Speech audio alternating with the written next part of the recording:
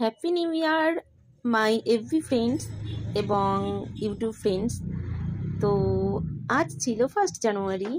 তো আমরা চলে গেছিলাম এবং দক্ষিণেশ্বর ঘুরতে। তো আমাদের কোনো প্ল্যানই ছিল না যাওয়ার, হঠাৎ করে প্ল্যানিং হলো যাব, যে কারণেই আমরা চলে গেলাম। কেননা কাজের চাপে সবসময় ঘোরা পসিবল হয় না। তো আমার মেয়ে বায়না করছিল, যে কারণেই আমি হঠাৎ করেই বেরিয়ে গেলাম। তো দক্ষিণেশ্বরে প্রচুর পরিমাণে লাইন ছিল, লাইনটা একটু তোমাদের দেখাই। এত লাইন ছিল, আমরা পুজো দেওয়ার আশা টোটালি ছেড়ে দিয়েছিলাম। তো সব লাইন দেখতে দেখতেই যাচ্ছিলাম, যখন বাসে যাচ্ছিলাম ওর জন্য একটু ভিডিওটা করে নিয়েছিলাম তোমাদের সাথে শেয়ার করব বলে। তো এবার আমরা দক্ষিণেশ্বরে পৌঁছে গেছি, যেখানে নেমে পড়েছি। নেমে যে ব্রিজের ওখান দিয়ে যাচ্ছিলাম তখনও দেখো মারাত্মক ভিড়।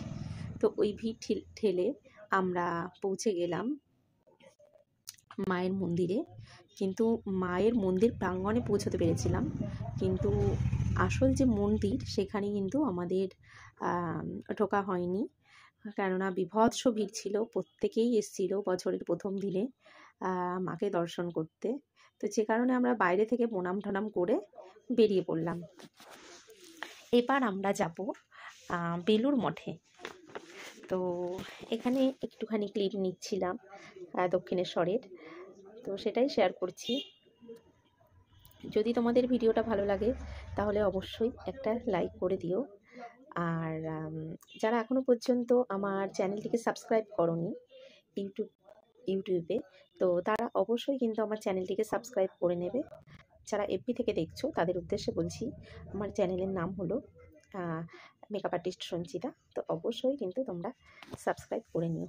দেখো, এবার আমরা দক্ষিণেশ্বর থেকে লাইন ধরে ফেরি ঘাটে গেলাম। তো সেখানেও বিভৎস লাইন ছিল, সেই লাইন ঠেলে আমরা ক্রমশ এগোচ্ছি সামনের দিকে। লঞ্চে এখনো উঠিনি, তো এবার আমরা লঞ্চে উঠবো। ওই যে লঞ্চটা আসছে ওটাতে উঠবো। একবার তোমরা দেখো, মানে বিভৎস ভিড় ছিল, এত ভিড় ঠেলে উঠে পড়েছি।